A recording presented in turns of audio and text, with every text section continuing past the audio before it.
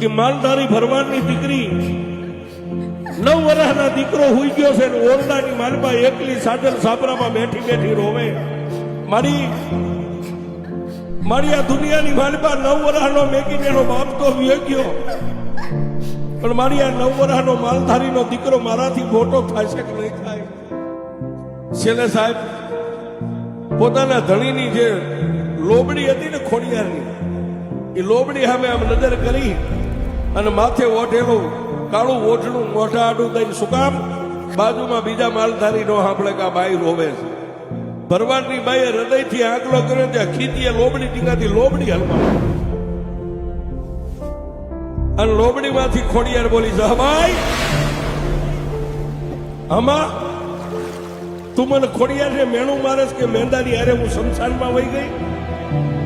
રોશની બાપ, હું ખોડિયાર તારી ભેળી જ છું. આગળ ઉપર ક્યારેય આ નેહડામાં માલધારી કોઈ તમારી સામે લાકડીઓ તોડીને ઉભા થાય ને તેથી આ લોબડીને ધરતી ઉપર મેકી અને 3 તાળી પાડીને જો ફાટેલી લોબડીમાંથી ઊભી ન થાવ તો તારી ખોડિયાર